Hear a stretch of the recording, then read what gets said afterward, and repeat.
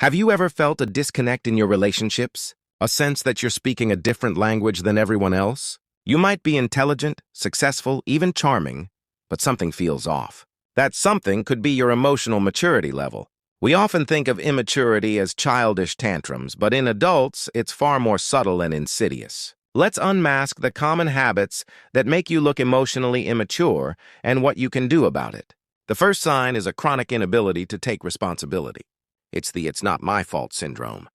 When a project fails, you immediately look for a scapegoat. When you're late, it's the traffic's fault, never your poor planning.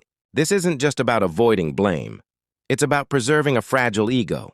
Emotionally mature individuals understand that accountability is not an admission of failure, but a cornerstone of integrity and growth. They own their part, learn from it, and move forward. Next, a lack of control over your emotions. This doesn't always mean explosive anger.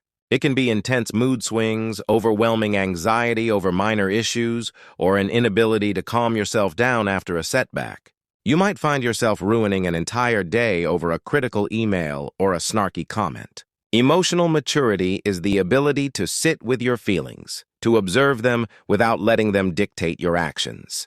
It's the quiet strength to say, "I am upset right now, but I will not let this feeling hijack my behavior." How do you handle feedback?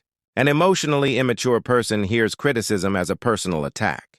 Their defenses go up instantly. They might get sarcastic, deny the feedback outright, or turn it back on the person giving it.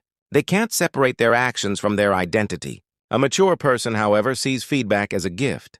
They listen with curiosity, not defensiveness. They know that other people's perspectives are valuable data points for self-improvement. This is the habit of constantly turning the conversation back to yourself. A friend shares a struggle and you immediately jump in with a story about how your struggle was worse. A colleague celebrates a win and you pivot to your own recent accomplishment.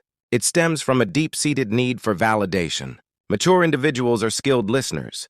They understand that conversation is a two-way street. They can hold space for others' experiences without feeling the need to make it about them. If any of these habits resonated with you, don't despair. This isn't a judgment, it's an invitation.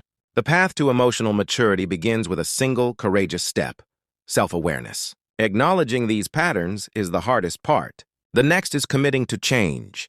Choose accountability over blame. Choose regulation over reaction. Choose curiosity over defensiveness.